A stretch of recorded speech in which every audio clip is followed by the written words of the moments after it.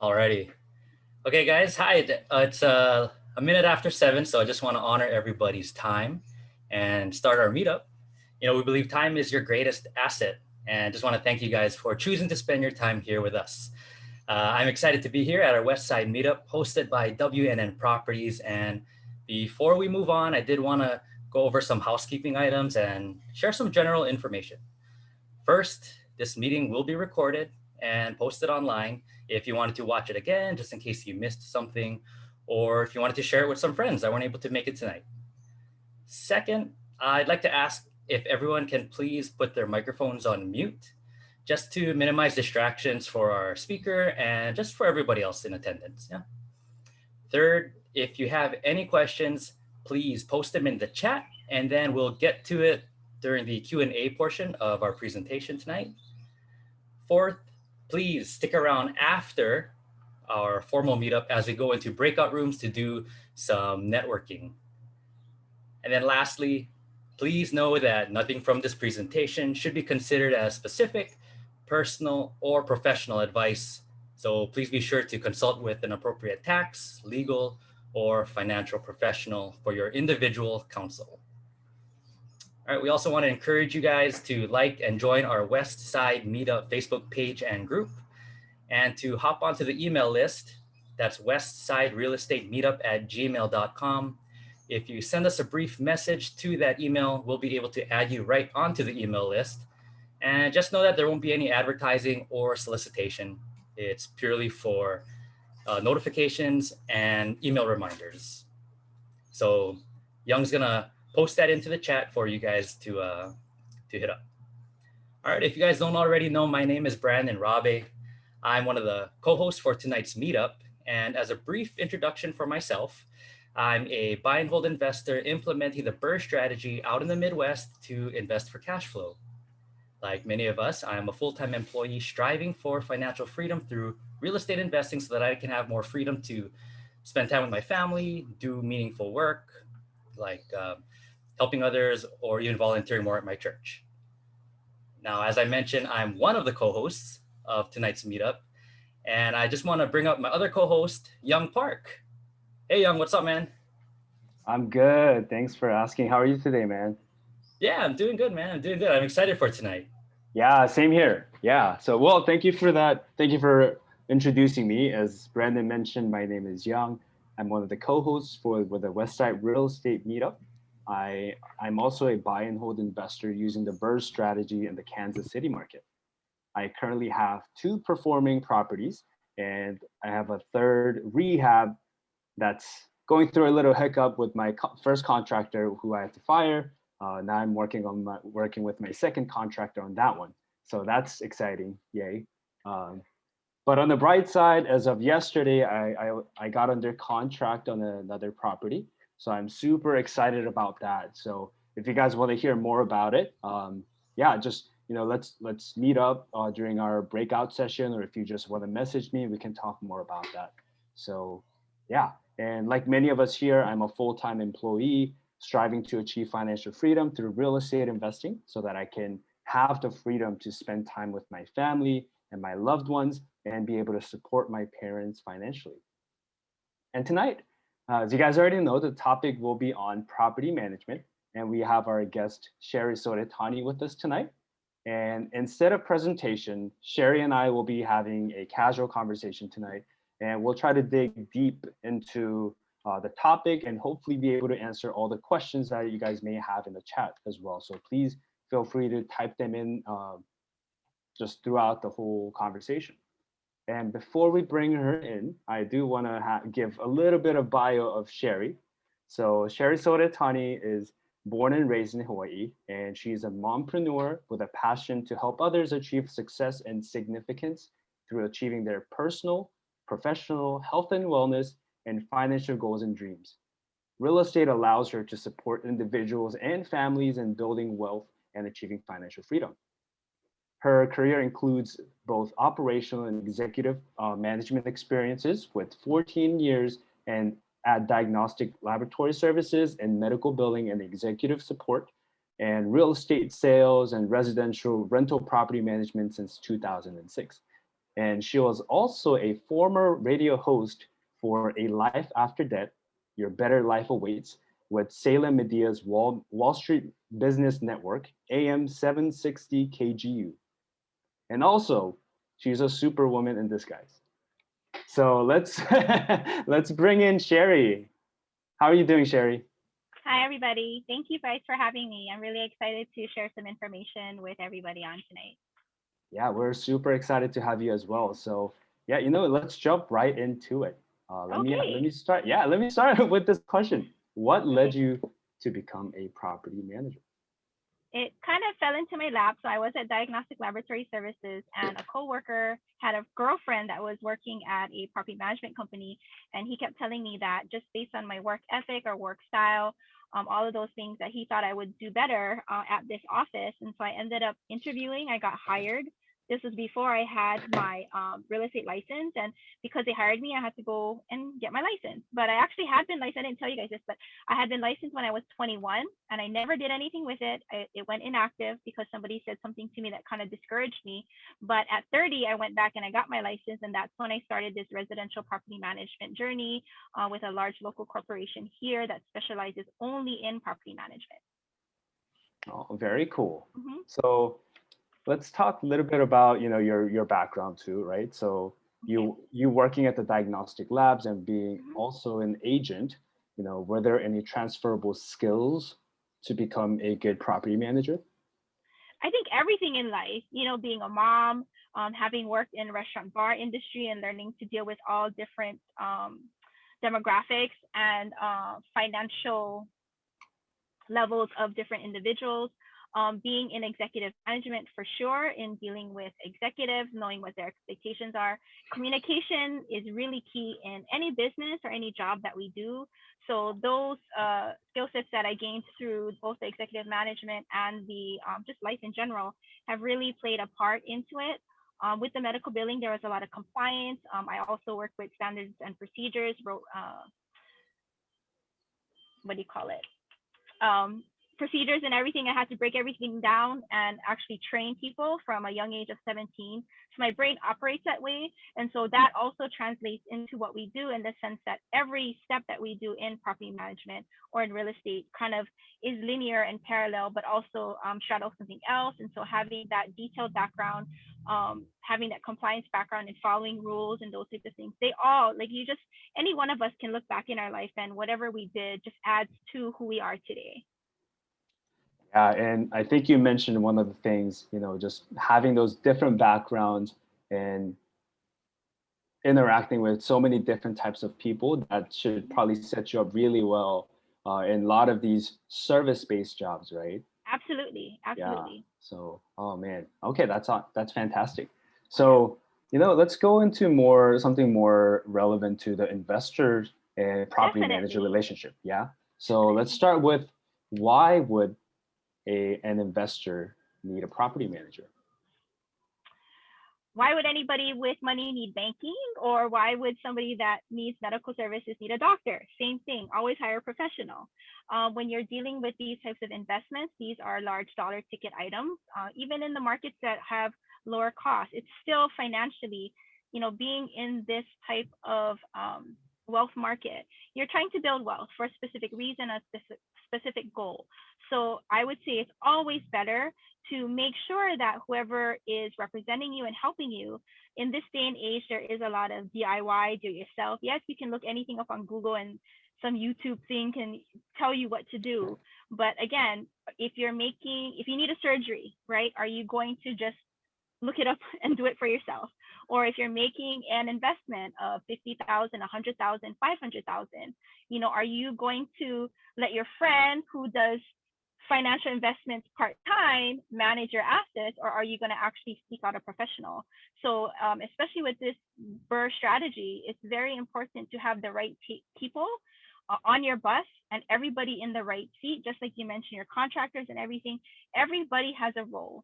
And it's always important to make sure that whoever's on your team fits your goal, fits your style, and also fits your long-term investment. Fantastic. Yeah, so we all have our different roles, right? We have Mm-hmm. different seats. So us being investors, our goal is to invest, not to manage, right? You Not wouldn't want to, this life. I joke with right, you guys, right. right? My life is this not so glamorous property management or not so glamorous realtor life, right? I mean, Yeah. literally, just before we jumped on, I did 4 move-out inspections, 2 tenant checkouts, check-ins, and I was all the way from Waikiki to Ala Moana to Kapolei, driving, right? Dealing with people, doing inspections. Now I later have to do paperwork. I have to communicate with the owners. And so, yes, you should, as the investor, be playing where you need to be. It's the high payoff activity, which is evaluating the properties, right? Doing what you need to do, and then just getting the right contractor, because you don't want to be the contractor either. Same thing, right? Right. So you want to have somebody that you can trust that will help manage your asset once you're able to acquire it. Yeah, I think you mentioned high profit activity. Is that what you High said? payoff activity. I learned that through Yeah. network marketing. You always want to Yeah. stay in high payoff activity, Yeah, exactly. So right? I can save, $100, $200, $400, Right. whatever it is from, not having a property manager, but I'd rather pay that to have the peace of mind, being able to leverage a professional. I don't want to be the professional for that specific Right. And there's also role. risk, Yeah, right? There's also absolutely. risk because if you're trying something out yourself, and this is not to discourage self-management, but there's a lot of what you don't know. And so, there's a lot of legal issues, tenant laws, tax implications, all these things. And so, can you get your feet wet? Definitely. But are you putting yourself at risk? Also, definitely. And so it's not to discourage anyone from learning the process, because I actually was thinking about it. I would encourage anyone that's starting out in this to kind of learn the aspect of what the property management should entail, but do it so that you can become a good investor, know what all the pieces are. So then when you have your team, you can direct them properly. If you come in and you hire somebody and you miss and you have somebody terrible, you wouldn't even know what they should be doing, how they should be doing it, how to hold them accountable. So if you somehow can kind of get integrated and learn the process, and then flip it back, and now that you know what you need and you want, and you can direct that person to do it exactly the way that you need, that fits your needs and goals, then that would be a great opportunity as well. Yeah, absolutely. Yeah, thank you for sharing all of that. Yeah. So, being a property manager, we know that you guys are placing tenants, collecting rents, and maybe doing some maintenance. Are there some other aspects of property managers that people may not be very aware of? Well, we take everything from beginning to end. So like when I consult my clients, they always ask, what is the scope? What is it that you do? And so we break it down from the very beginning. It starts with a presentation, answering your questions, finding out about your property. What is it that is your short-term and your long-term goal? What is your communication style? What do you need? What kind of experiences have you had, both good and bad, coming into this meeting? And how can we make sure that we're addressing what you need moving forward? If somebody wasn't doing something you need, then that's a red flag for us to make sure. The biggest thing is communication, right? And so finding all of those things out. Once we have that, then yes, we do break it down. Basically, once you sign that property management agreement or contract, that agent will start to represent you, and we take the ball from there. So we have to prep up with advertising, do photos. Some of us do 3D Matterport video tours. There's also, I do these weird selfie video tours because I'm always by myself, so I don't have a video camera person, so I just have to use my own selfie camera. And then the biggest thing is you want somebody that's going to get the biggest amount of eyes and the widest net to your property, because you don't want to fish with one fishing pole with a single line. You actually want to throw a net, so that way when you are trying to rent your property, you can actually have choice, right? You can sort through the fish and pick which fish you want rather than just eat the one fish that you caught. So that you want to make sure that you have somebody that knows how to handle inquiries, tenants, that is just basic stuff with work. Are you prompt? Do you show up on time? A showing agent should be there 15 to 30 minutes before the showing appointment. Why? It's like sales. The property should be prepped, ready to go, all the lights on, all the toilet seats down, everything prepped and ready to go, so that once you bring somebody into the door, it's not a high commission and dollar ticket item like a sale, but still for the owner of the investment property, it is, because you want to get it rented to somebody that's going to be attracted to the property, that's going to take care of it, and also pay rent on time and all of those things. So it entails that. We've got to do so much accounting. I actually have, I didn't bring it with me. I have like a whole bundle of keys. So being organized and having key management, because, as an investor, you're going to have keys for a bunch of properties. You start with 1 or 2 doors and eventually be at 100 and 200 doors. How do you manage those things? And so one tip is, do not code it very specifically, because we all like to be detailed and put like 1, 2, 3, 4 ABC Street. But guess what? If you lose the key, someone's going to know where it is. So you have to flip the switches. That was a big lesson for a couple of us that either had cars broken into or different issues come up. So, find your own coding system. Organizing, we do a lot of paperwork behind the scenes. It's a lot. We have to do accounting, tenant selection. My leases are like 50 pages, and so we're writing contracts a lot of the time, keeping up with things, doing networking, building relationships with vendors, because we need to be able to have vendors to call on when you guys need a repair, all those things, and then trying to keep a good relationship with tenant and make sure that we're doing our job for you. So in sort of a nutshell, we do A through Z. Once you sign everything over to us, we should take over, but we also want to include you in the process as well. Oh yeah, that was very good, detailed process. Thank you so much about that. Yeah, no, that's really good. It's a lot.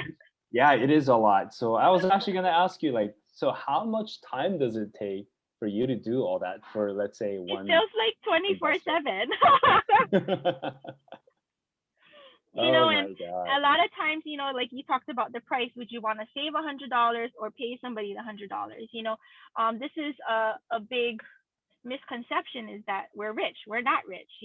Whatever your management agreement that you sign, the percentage goes to the brokerage. The brokerage is actually making that money. Your agent is either going to be a salaried employee, and that's one structure for you guys to consider, that sometimes in a salaried position, you get what you pay for, because that person's getting minimum wage for that scale.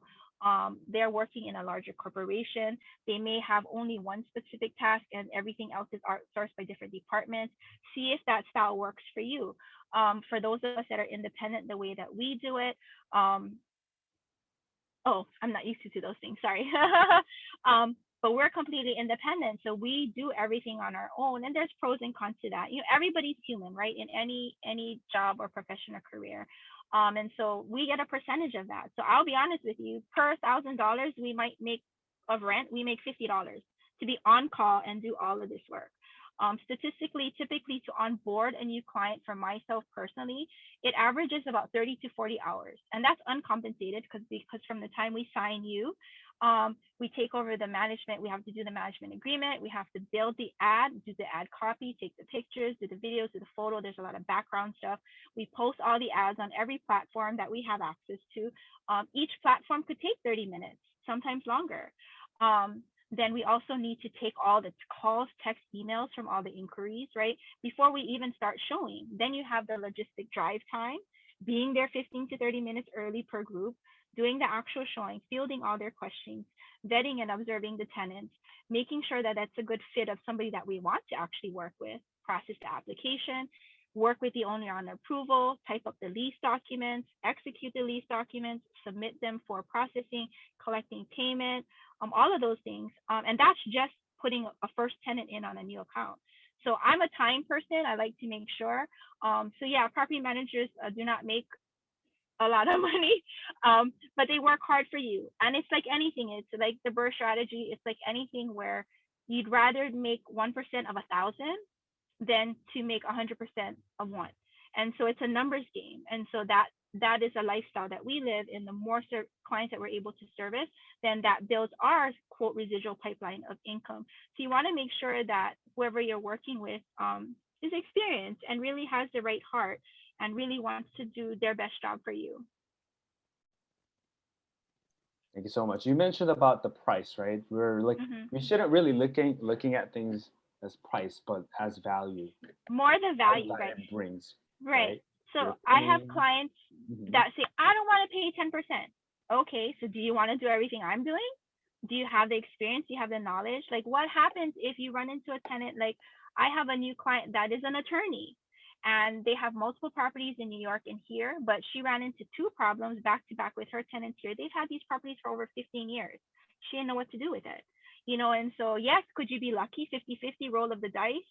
You could be lucky, have great tenants, never have any hiccups, but what happens if you do? In her particular case, it cost her over $30,000 because the tenant was late on rent, went kind of crazy, damaged a unit. They had to do an eviction process during COVID and hire an attorney. They already had lost rent, and he had damaged the unit to the degree that they had to remodel the entire unit. So there's risk and reward, right? What is that 10% at $150 worth, and not even having to deal with all the accounting, the rent collection, having that anxiety with living without peace of mind that if your phone rings, is it your tenant calling, they need a repair or whatever it may be, what is it worth to you? Our job as a property manager, whoever you select, is here to give you peace of mind and to let you live a life of freedom. Although we may not live one, it's to make you live a life of freedom so you can enjoy the fruits of what you're doing.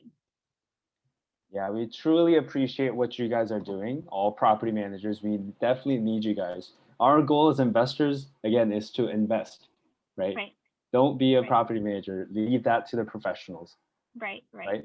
It's not like it's not that great if you get a property at an under market value, you fixed it up real nice, but you rent it out to a really not so great tenants, and you're just gonna be bleeding the whole time. So Right. leave You start off underwater. How do you ever recoup from that? yeah. So speaking of that, let's talk about vetting tenants. How can you tell Okay. me a little bit about your process and like how you're vetting them? So myself personally, like I have a background and interest in psychology and sociology, and I also believe in honoring everyone in the picture. So our ads are built specifically to make sure that we're giving all the information to the tenants. That starts the vetting process. Birds of a feather tend to flock together, right? If you go through all those types of trainings and you believe in that mindset. So if we're giving the tenant a long ad that gives them a complete description of the property versus 2 or 3 sentences with no pictures, right? What is that tenant's impression of us? Number 2, how will they know what they're getting? Number 3, how many calls do I actually want to take? If I'm going to take the time to run an ad, I'd rather it be complete as possible. But what I find is that is actually screening the tenant already. My ads specifically say, do this, right? At the end. If you want to request a showing, do this. I'm judging, is that person capable of following simple instructions? Are they not? Because if they are not, then I'm going to already start to wonder, are they going to be able to follow the lease and the expectations that we sign with them for your property? Are they one of those, what's in it for me? Oh, I'll text you when I feel like it, but if you reply to me and I'm not going to answer, or I go MIA, then if you want to text me back 3 days later, I'm not going to deal with you, because if you want to rent my my owner's property, and we're following up on rent, and you want something from me now and you're not going to respond, I'm not going to let you treat me like that now in the beginning, and I'm not going to put you into the property. So all of those things. Watching their behavior, giving them instructions. I reconfirm showings before. Hey, I'm confirming you have an 11 a.m. showing. I'll meet you at the front.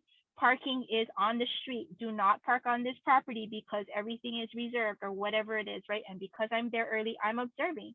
Is this person really going to drive up, double park, jump out of the car, block somebody else's driveway? If they're going to do that, if they're going to break rules like that in front of me, I don't want that type of value system to be in my client's property, right? So it's all these subtle things. It's really judging people.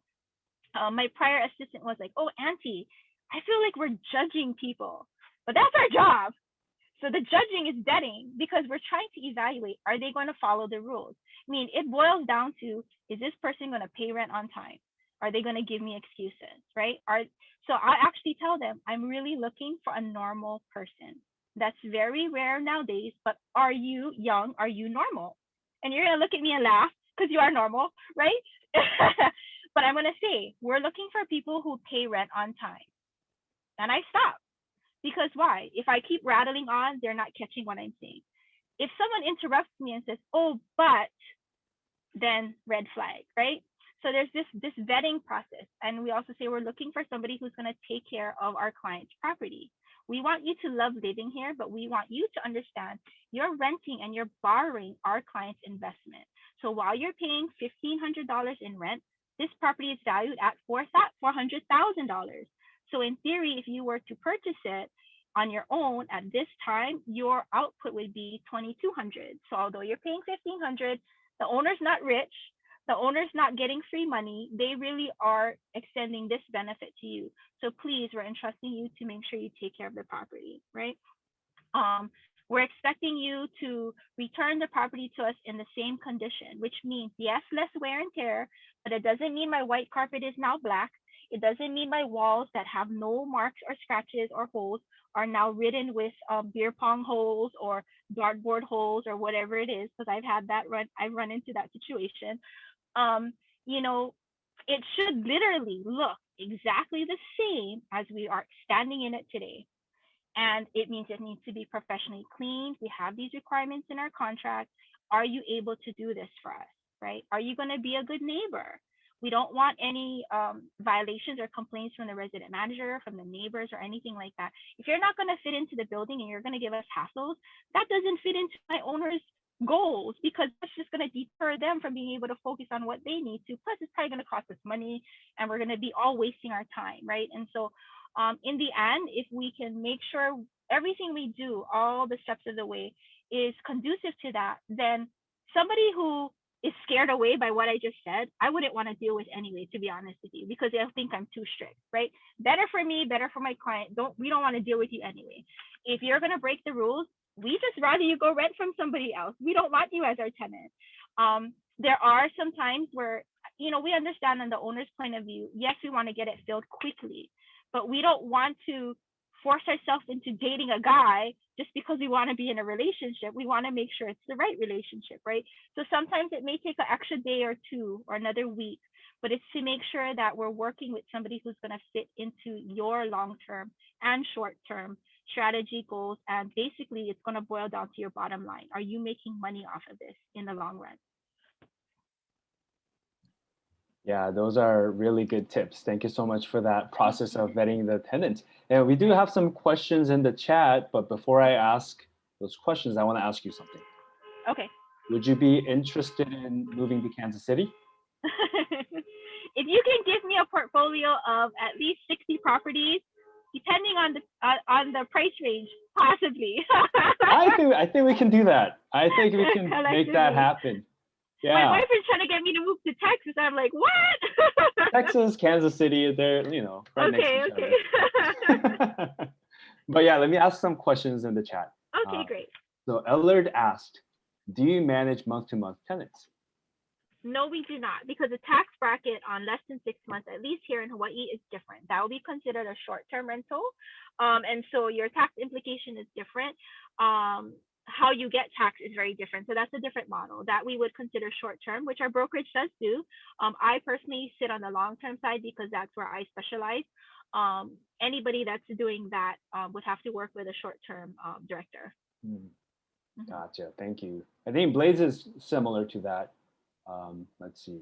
Serena asked, as a property manager, how would you have saved that client the $30,000? I think it's about that lawyer or the guy from out of state. So, once the problem happens, it's really nothing I could have done, right? And so it's like anything in life, looking back and evaluating, did we really do everything we could? They thought it was easy because they chose to work with a rental assistance program that paid more, so they thought they're getting more. It sounds lucrative, right? But if you evaluate risk, because I'm very risk adverse, right? While that extra $100 or $200 sounds great, but if you're dealing with somebody that's mentally unstable, what's the risk, right? It ended up being $30,000. So for ourselves, you really don't know. We're human. The people we're dealing with are human as well. I've put in tenants that are grade A, makes $150,000 in a $2,000 a month rental, but 3 months in, they had a nasty divorce, and the guy left, who was the breadwinner, left the wife high and dry, left everything in the apartment. They ended up breaking their lease or whatever. So people are human. We all have life. We all have changes in our financial situation. COVID is another thing that, presented to light people's character, right? When COVID started, every tenant was like, oh, well, the owners have this, right? forbearance for their mortgage. So why do I have to pay my rent? Heck no. You still need to pay your rent because on contract you're responsible to pay your rent, right? And so people need to understand that they need to do the right thing, and that's where most of the vetting comes from. It's not a skill that you can teach. It's something you gain over time, learning to read people, learning to read their responses, learning to understand why they're asking certain things and the way that they are, observing their behavior, the communication, those types of things. So ideally, by doing that, then we can't guarantee any of our clients any of this, but we can vet them as best as possible. We'll do the credit report, background check, all of that. That's just going to be a confirmation of what we've already discussed and experienced with them. And by doing those things, and hopefully you're doing everything you can to stack the odds in your favor that you're reducing that risk, right? And so how much are you doing up front to reduce that risk? If you're not doing much, then your risk is a lot higher. Awesome. And I think Blaze's next question might be kind of segue from that one. Let's see. What is your systems in place that you have if tenant breaks the lease? Also, do you have specific verbiage in your lease to protect your clients that is different from others? So our particular brokerage has a break lease or early termination clause. Ours specifically says if they do not fulfill the lease term, it is a $500 administrative fee that's paid to our office.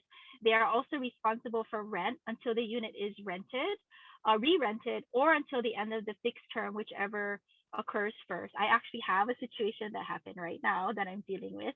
So the tenant had already signed. This had been the owner's long-term tenant for over 4 years. We just did an annual extension for them, but their situation changed. And so they are actually going to be moving into, sorry about that, the weird light. They're actually going to be moving. And so although they're in a fixed term, they're actually breaking their lease. I did ask the owner, hey, look, this could be a typical move out because they've been your tenant for over 4 years. They just had a different situation with their work and their job that they're going to have to relocate. Are you willing to levy the penalties and just take it as a regular vacancy and turnaround time? Owner said no. So I had to explain to them that, look, all of this applies. $500 break lease fee. He's asking us to show it while you're still living there, but they have 2 brand new babies, which they don't want because of COVID. So they're going to actually have to ride out their lease. They're leaving at the end of July. They declined having to show the unit while they're there. So they understand that for August 1st rent, they still need to pay the full rent. I will do my due diligence once they vacate. Hopefully they follow all of our instructions on the vacating, move their stuff out, follow our packet as far as the cleaners that we recommend, anything that they contractually need to do. So the day that I move them out, I should be able to already start showing it, hopefully reduce that vacancy time for them that they're due for the rent and for the owner. Once I'm able to secure a tenant right now in this market with that particular property and area, as long as the owner allows me to price it correctly to the market range, we should have a lease signed within 2 weeks, 1 to 2 weeks. So it kind of helps minimize. But yes, having strong language on your break lease terms, be very clear, what is expected and hold them accountable. Sometimes, we're all human, and if you choose to, and I even told them, as long as they return the unit to me the way they should, I'm already going to break the half of the break lease fee from $500 to $250, just in good faith, because they've done everything that they should contractually. That's very good. Having very clear documentation, right? That's why my crazy leases are 50 pages. Yeah. I think I'm we the talked only about crazy it one. My before. broker hates it. Yeah. Yeah. Because nowadays it's not just through a handshake or verbals, right? In the age of our parents and our grandparents, right? Everybody did the right thing just because it was the right thing to do. As generations change, as time changes, and philosophies change, and accountability changes even more so with the different generations, the younger ones, there's always a I didn't know, or always trying to find a loophole, or always trying to get one over where they're not held accountable for things. And that can range at all age ranges, right? But it's a different mindset now, like, oh, I'm going to ask, I had someone tell me, oh, I'm going to contest my ticket because I don't want to pay it. And I was like, but you did it. And they wrote a letter and they were forgiven. I'm like, I guess that's a new mindset now. Like, you just try, right? If they'll waive it, great. But, it's really important for your properties to make sure that whoever's writing your contracts is writing a very tight one. I've taken in properties even from my very close friends who are like, oh, we just went on Google and we found a lease. And then they want to transfer their nightmare tenant to me. So I got to kick the lady out and I have to go based on this lease that's terrible and loose. And I'm like, how am I supposed to kick her out? Like, this lease is not clear. It doesn't hold her accountable. She didn't tell her she needs to professionally clean.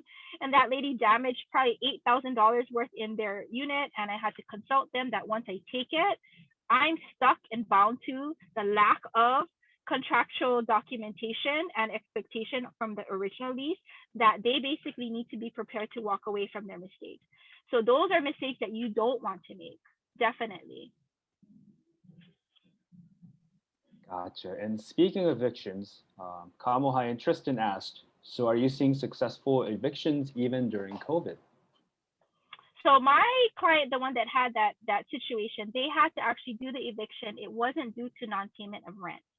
You still need to be able to make sure you're working with whoever your agent is and making sure you're following the laws, because here they have extended the eviction moratorium again. Unofficially, we have heard that they're going to keep extending all the way through October, but they keep doing these just like your face, young. But they keep saying, oh, until June, and then July, and then in July they say August, and so I mean, yes, we can be endearing and understanding of people's situations or whatever it may be, but if you put the right tenant in there, which I have, luckily, knock on wood, during the whole COVID, I actually had only 3 units that we were dealing with, and they were in a financial situation. But like Mr. Ken, he would still pay what he could. At least out of good faith, and just show, or at least every month he would tell me, okay, I'm still out of work. This is what's happening. I shouldn't have to be chasing somebody if it's the right value system and philosophy and character. They should be communicating with me so I can give you, the owner, an update, and we can decide how to work with them, right? It's not us against them. It's us together. This tenant is part of the big picture for you. And so, yes, evictions have happened. It's just a line you don't really want to cross, because once you go into legal, there's so many loopholes, right? It's like the coffee's hot. Someone's gonna sue you because the coffee's hot. You're still gonna have to go through that process, right? And so the best way to do it is just try to work around it. With evictions, as much as possible, we try to avoid it. If we can work the tenant out, number one priority if someone's not paying rent is just to get them the heck out, right? Get them the heck out and get your property back in the best condition as possible and move forward. If you want to battle with them, then they're going to get hunkered down. They're going to retaliate. They're going to refuse to do things, and they can actually damage your property more and cost you more. So the ideal thing for us is we have to play a role to be firm and friendly with them and just nicely work them out of the property. Okay, I understand. When can you move out? Can you pack your things and be out by next week? No? Okay. Can you be out by the week after that? We just really want to just get that property back so we can just close up that chapter and move on to the next one and start the income coming in again. So for something like that, I agree, you probably want to avoid that whole eviction process involving like attorneys and all that. It's over $3,000 here, baseline, just off the top. Yeah. Here on Oahu. Mm-hmm. So do you provide or offer like cash for keys or something like that? We've never done it. I personally haven't. I actually haven't had to personally do an eviction for any of my clients. In the larger corporation I work with, yes, we had to do some in a different structure. I've assisted former brokers or former colleagues with theirs, but I haven't had to personally do one. But I do know that happens. But like I said, you really want to create a win-win, right? Even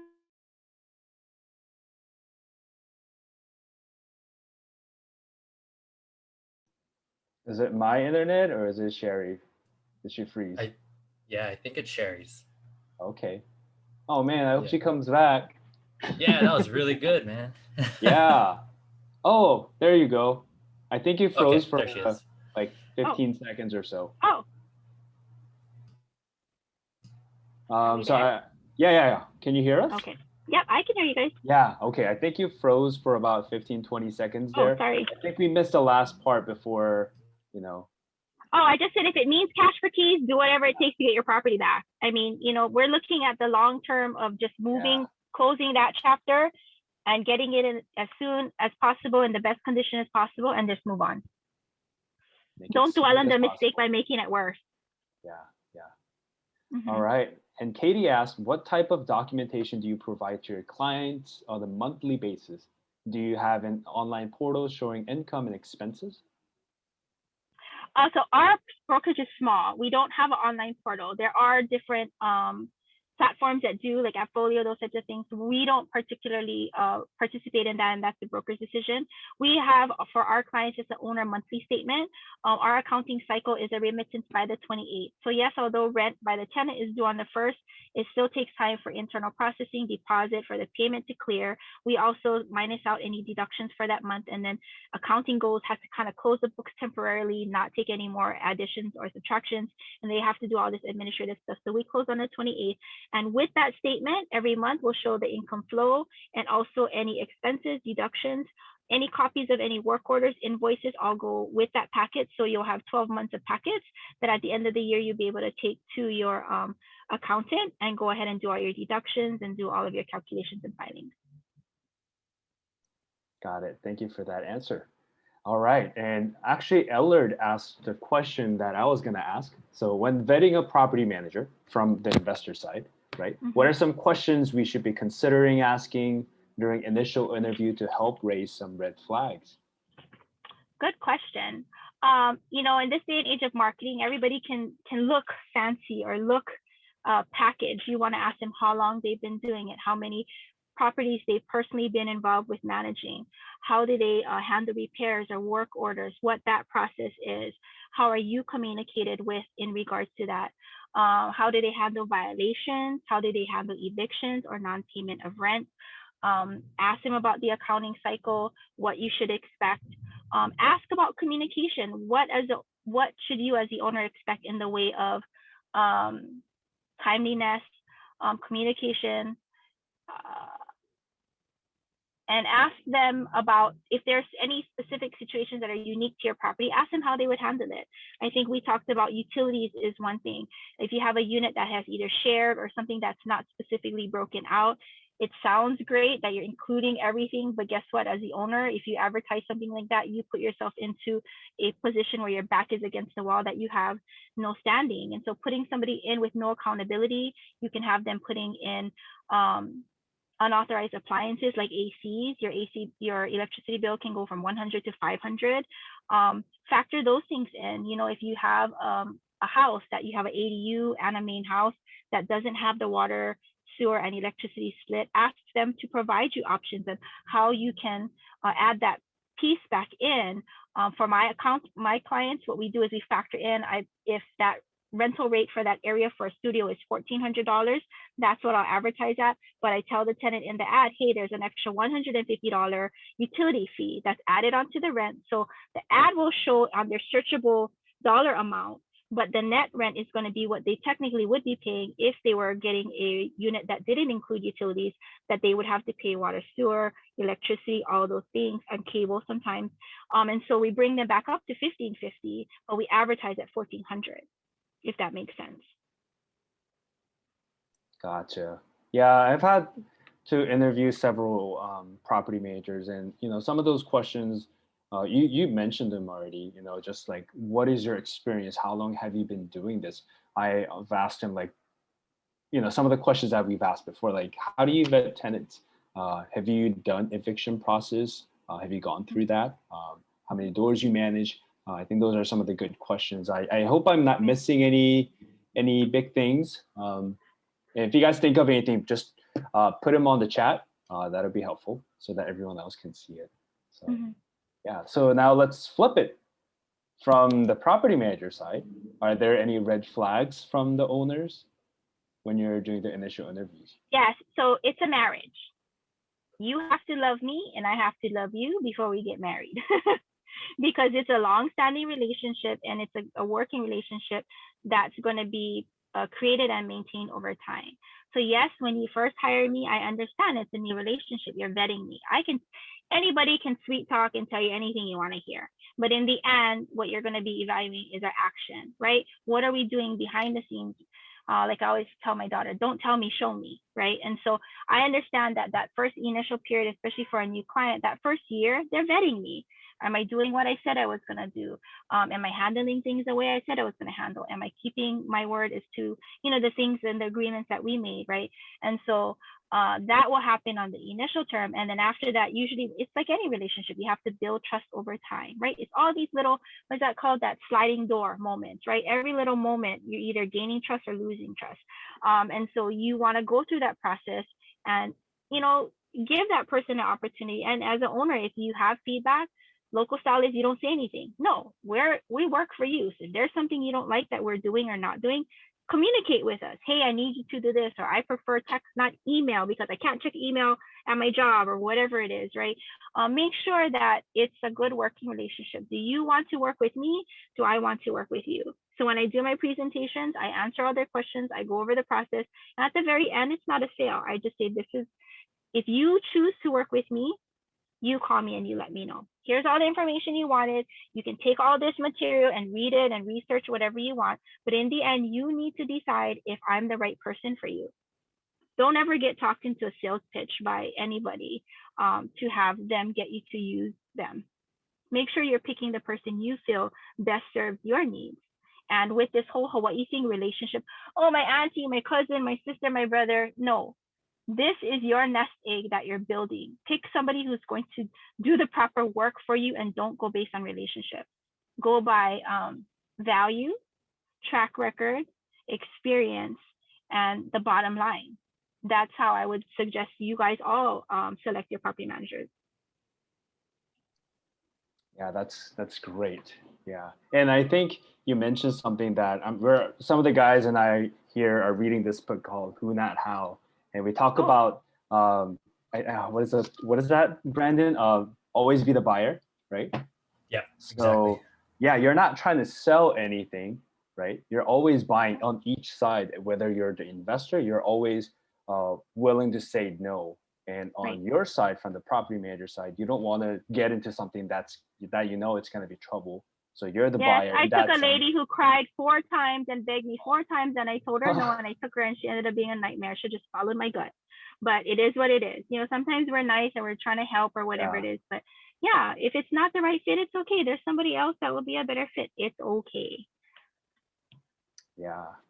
All right. I have one more question in the chat from Jerry. Do you have any provisions in your leases for annual property inspections?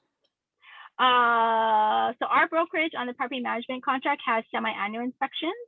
And so we go through that process. So yes, if you would like that, it can be handy. It really depends on your strategy, what your preferences are. Yes, you can write that into the lease, definitely. Thank you. I hope that answers your question, Jerry. And yeah, we're actually getting close to almost 8 o'clock. So I just wanted to ask one final question. Hopefully this is a fun one. Do you have any unique or funny stories about being a property manager? Oh, so I had the beer pong walls. I had tenants that, my friend told me they had a violation of the pig in a pool. We deal with all kind of crazy stuff, yeah, I had one girl, she's like, oh, I'm going to rent a 2-bedroom. I said, look, I'm telling you, do not get no roommates off Craigslist or whatever. She's like, no, I'm not going to do it. She did it. She had this unauthorized occupant. The girl came and went. That poor first girl that I was dealing with ended up losing her security deposit and having to owe because that girl had put a dartboard on the cement CMU wall and was throwing darts and damaged the wall. I've had units that I took over, I didn't put them in there, but like the walls are painted green, blue.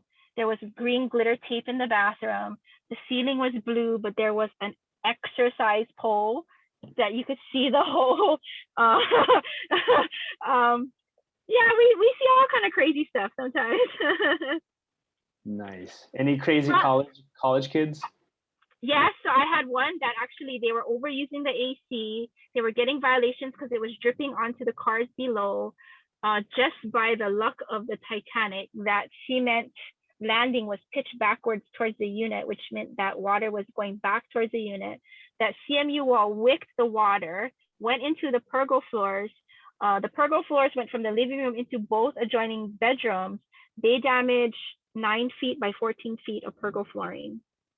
They actually came and contested college students with parents who are guarantors on the in. It's like dating. Oh, we're so perfect. Don't worry, we're gonna guarantee our kids. Yeah, that's the first person who's gonna get on the plane and fly to go and contest you in court because they have their parental maternal instinct or paternal instinct over their kid. Yeah. Guarantors, co-signers, we typically don't take them. We want the tenant to be standalone and to be able to show that they have a track record of being able to be responsible. Not saying that we don't do it, but it is a red flag. Mm-hmm. Gotcha. Yeah. Thank you for sharing those stories. All those stories, although it's fun hearing it, I don't want to deal with it. So Thank you for what you do. And again, our offer stands. If you want to go to Kansas City, you're always welcome there. Okay. All right. I think we can start wrapping up. Brandon, if you want to close out for us. Okay. Yeah, sure. Ton of great information. Thank you, Shari. Thank you. Thank you.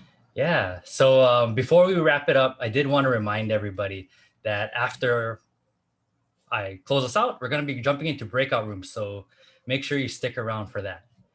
All right. So once again, thank you, Shari, just for sharing all your insights and your stories and your experience. I can really see, when you post on Facebook, the not so glamorous realtor and property manager life. Thank you for what you do for us investors. Yeah, definitely. So if you guys want to get in touch with Shari, the very best way to get in touch with her is through text. And I'm gonna post her contact information in the chat for you guys to reach out to her if you guys had any other questions or just wanted to connect with her. So the very best way is through text. If you can't get a hold of her for whatever reason, you can also email her, shari.hawaiirealestate@gmail.com, and you can also check out their company page, Royalty Realty, on Yelp. All right, so that's for you guys there to check out. Now, I did want to share that, if you guys are a new investor, all this stuff sounds interesting, you want to work with a property manager and do what me and Young do, WNN offers a mentorship program. So if you want to get more information about how to start investing, what that even looks like, head over to our website. You can schedule a call with an advisor and see if we'd be a right fit for you guys. Okay. Now, next month, I'm really excited for that as well. We got our very own Gilbert Coloma. He's going to be sharing about his experience owning multiple properties in different markets, and also just sharing about how he created a cash flowing portfolio in such a short amount of time. He's a really great guy. I'm looking forward to that. I can't wait to hear what he's going to share with us. And I'm sure if you're brand new, you guys can relate, right? Just not knowing where to start, how to do it all. So you want to stick around or come back next month for that. It's going to be on the very last Wednesday in July, right? That's July 28th, I believe. But it's the last Wednesday in July, 7 p.m. right here on Zoom. All right, if you're not already on our email list, make sure you get on there because we're going to be sending out reminders to you folks throughout the month, along with that Zoom link. And also make sure to join and like our pages on Facebook. So Westside Meetup Kapolei, that's our page on Facebook. And then Westside Meetup is the Facebook group. Okay. I believe that's going to be all for tonight. Sorry, are you going to say something, Young? Yeah. So Shari, once again, I really, really, really want to thank you for joining us tonight. I think a lot, we had a lot of questions. There are some thank yous in the chat. I think we got a lot out of it. Just learning more about what property management is and what you guys do, how you guys work with investors. So yeah, if you guys have any properties on Oahu, and if you want to reach out to Shari, and I don't think she takes all the clients, it's like all referrals because she's such a superwoman. So yeah, if you want to get connected with her, please use those links that Brandon posted on the chat. Thank you so much for making the time. I know before we go to the breakout session, Shari, you're the reason why she's inside a car right now, because she's at her friend's birthday dinner. she actually stepped out to make time for us today. So she'll have to go back and join her the birthday party right now. So I don't think she'll be able to join us for the second half. Yeah. Yeah. All right. But thank you so much for making the time. And yeah, we'll catch up soon. Yes, thank you, Shari. Right on. All right. So on behalf of Young and WNN, we just want to say thank you guys for joining us tonight. We appreciate you folks, and we look forward to seeing you guys next month. And please, we're going to jump into breakout rooms very, very shortly. So stick around for that. All right. And I'm going to end the recording right now.